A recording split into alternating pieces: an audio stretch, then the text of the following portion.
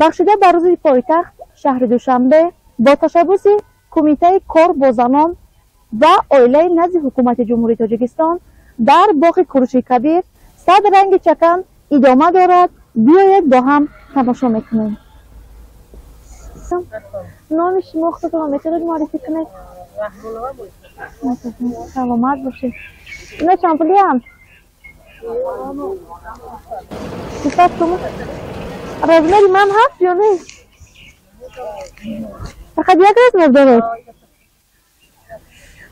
اینا را خودتون آماده میکنید؟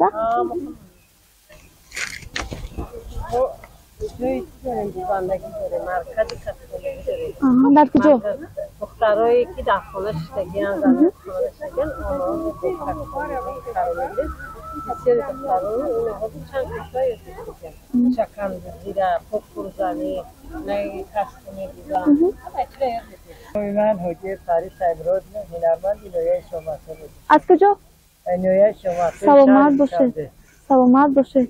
این رفتی جاکو برای نامپزی است؟ یا برای نامپزی زکاتی ارسو هست کامپلیت کامپلیت این است دست پوش نه کتوخ نیستم دست نمیتونیم نه نه درو دوره این برای خوکش هست این برای خوکش عروسه زمانویش تگیره این برای خوکش هست اینش کلون است؟ این کلون برای دکدون از کدومش بپزیم کلچه کلون؟ نه اول او برای کلچه مایده هست ایش کلچه کلون ایش نونی تنکی ایش خانفاتیه این چپاتی باشد؟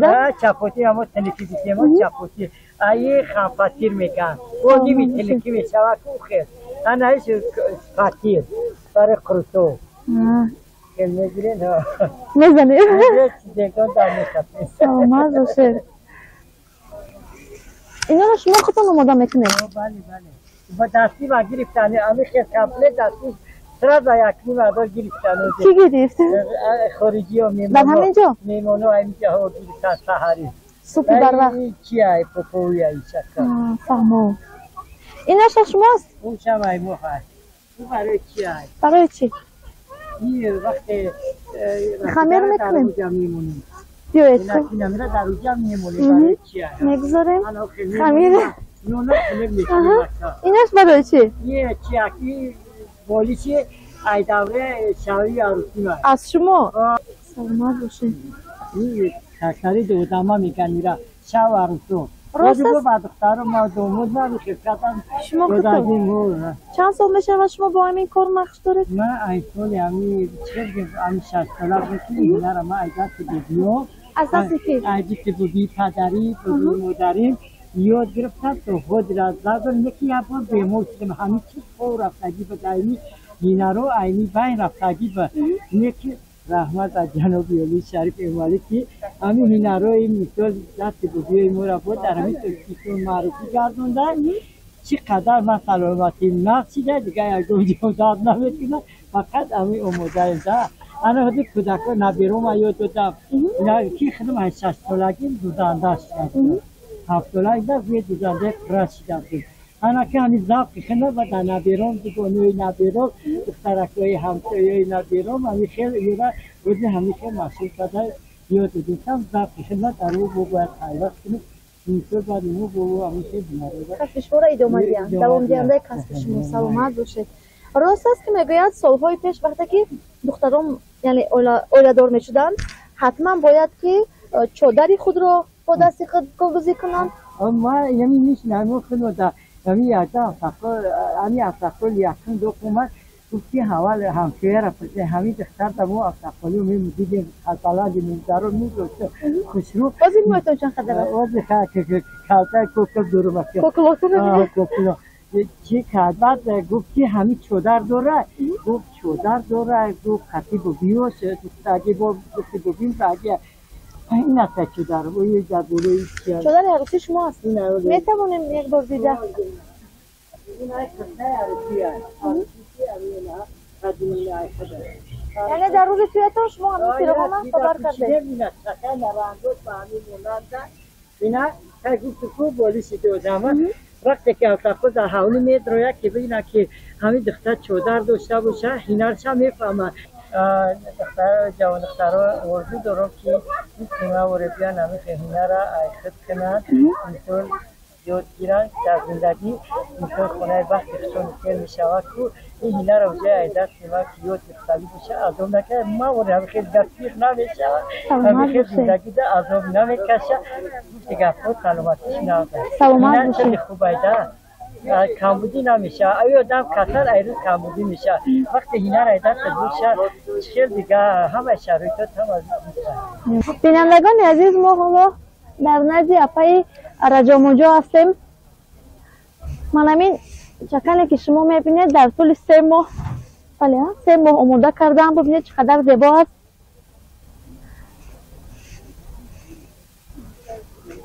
میگذاریم به قسمت دیگرش. برای دانشجویان که دفتر و کتاب و قلمشون آموزن. خب بینندگان عزیز من این نقش اپای شویره است مخصوص برای دانشجویان که آنها توانند دفتر و روچکه هایی که مثلا میگیرند در این گذراندن نقش ملی تاجیکی را به دیگران معرفی نماید. ببینید چقدر نازکانه آماده کردیم. اینجا میتوانیم دفترهای خود را در این طرفش روچکه های خود را گذاریم و به درس رویم. علیکم. علیکم السلام. میتوانید خودتان را معرفی کرده؟ بله. نام شما؟ بیبی ما گدایوا هنرمند از نویه کشونیان. سلامت باشید. این چی است؟ این بولیشت.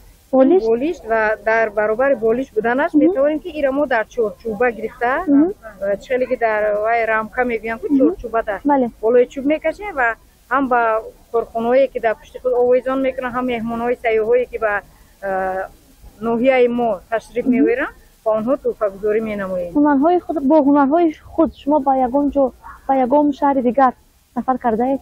بله ما طولی 9 سال می شود که با دخت هنرهای مردمی بخصوص چکندوزی سر و کار داریم و الان محصول دست زنان و بانوان رو در تمام فستیوال نمایش‌هایی که در سطح نویه ولایت و جمهوری می شود و بیرون از جمهوری به شهر قزاقستان و شهر مسکو و عربستان سعودی پیشکش کردگیم و مهمانای خارجی و خودم سفر خدمتی هنرهای مردمی داشتم. چگونه قبول کردن هنرهای مردمی خود را خودمان را؟ هنرهای مردمی بخصوص چکندوزی که با دست آماده می شود به نهایت خوب قبول کردن زیرا که کاری دستی به نهایت کنه و من از چخلی شما خود دیده ایستاده به نهایت شینم است و این دستی است؟ بله با دستی آماده شده است و زیادتر من همین برای مهمان های سیاحایی که به خارج ما میآیند برای توفیق‌گذاری برای خریداری آنها من همین دوپای خورد ارمغان ها تیار نموده ایم. من از خیلی که شما دیده ایستاده اید من اینا 192 نفر زنان هنرمند مشغولند به این هنرهای دستی فن چکن، فراغ‌دوزی، پاپوری دوزی بله همه هنرها را دارم. صندوق ساز هم داریم، زنک صندوق ساز هم داریم، هنگتراش هم داریم. همه هنرمند چکدان چی؟ هم صندوق اکوجا تندور میگم ما چکدان میگیم هم زنک هستند. همه این زنک‌های هنرمند داریم که آن هنرهای خود در تمام یعنی نمایش‌های یعنی فروش مافرات و آن صفایی در جمهوری میشه در ناحیه در ولایت اشتراک میشه. چند روز میشه شما در این نمایش هستید؟ خب 2 روز شد ما از تاریخ روز 16 در اینجا قرار داریم. فکر میکنم که تو 18 همین ماه در همین باغ نمایش فروش هنرهای مردمی داریم. چقدر سیاح اومدن؟ علاقه ما قریب یک خیلی سیاحی که در اینجا اومدن با اونها یک جای از فدراسیون روسیه از هندوستان از خیتو با اونها شناسیدیم و الان شماره تلفن های ما رو هم دسترس کردن گرفتن که در یک جایی با ما کار فعالیت داشته باشن. و خصوصا همین دوره که شما این حال دیده ایستاده است که درباره 10 ساله آب عمل برای رشد استوار است از این دیدن کردن و توجه سیاحان رو زیادتر همین دوره ما به خود کشید. دوره رو کی وای کرد دست دوست کرد؟ خب دوره زیاده از 18 نفر شاگردانی که من خود دارم در خانه شاگرد تیار میکنم در مدت 1 ماه شبانه روزی ما همین رو آماده کردیم. نام من آیخان. از کجا؟ از شهر کنیبودان. همچون هنرمند در این آزمون محصولاتی هنرهای مردمی فروش محصولاتی هنرهای مردمی اشتراک دارم و میخواهم که همین محصولات خود را معرفی کنم. محصولات خود را یعنی اساس آدرس بافی دستی در شهر کنیمبادام احیا نموده و بسیار خریدار زنهای بانوان تاجیک میخواهند که در بهار آدرس و آدرس در بر کنند و با پوپوری است؟ نه اینش پورهایی از پورهایی متو دوخته شده است. چگونه آماده میکنید نمیره؟ در چند روز شما این آماده میکنید؟ در یک روز ما 15-20 جزدان ها تیار میکنیم. ما عشق رو میکنم. نرمالی ناحیه زفرآباد. من چند شاگردان حیث هستم. من از 2014 سال اینجا می‌بینم در هنرهای مردمی اشتراک میکنم در لیست‌ها هم. این حال حاضر ما منیفست سوزنی. در همش محصولات دستور خودم. من با چیزی که فکر من توش نخواهد. میتونم رفته نشون داده.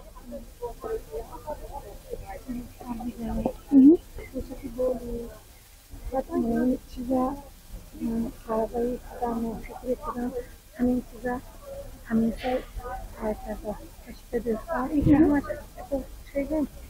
سلام علیکم، نام شما؟ من جلوه صدیرما هنرمند از ناحیه فرخار جماعت جلوه توسعه. سلامت باشید. اینها همه دستور شماست؟ بله. بولیشت است اینا؟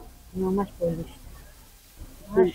من این هنری که بوده از مادر مامان یکی بوده در اوله ما شخصانه 7 نفر دختر بودن که همه ما از مادر همین هنر رو یاد کردیم.